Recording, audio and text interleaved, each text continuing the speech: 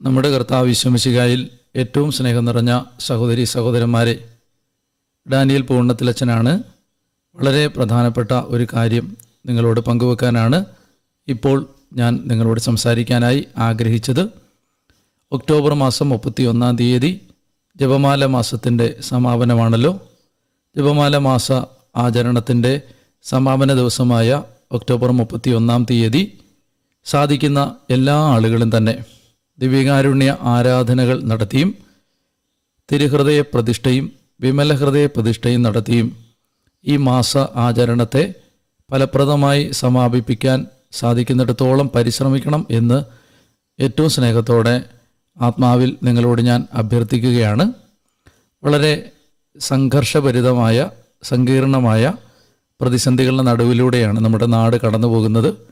പൈശാചിക ആധിപത്യങ്ങൾ പലയിടങ്ങളിലും പ്രകടമായി നമ്മുടെ കൺമുമ്പിൽ നമ്മൾ കാണുന്നുണ്ട്.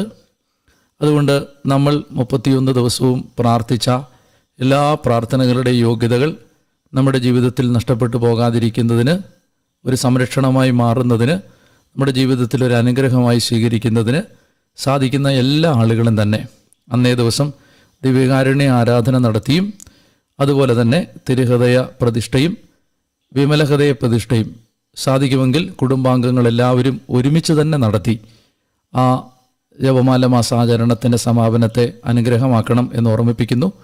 വളരെ പ്രധാനപ്പെട്ട ചില നിയോഗങ്ങൾ അല്ലെങ്കിൽ വളരെ പ്രധാനപ്പെട്ട ചില ദൈവികമായ ബോധ്യങ്ങൾ എൻ്റെ ഹൃദയത്തിലുള്ളത് കൊണ്ടാണ് ഞാനിത് പങ്കുവെക്കുന്നത്.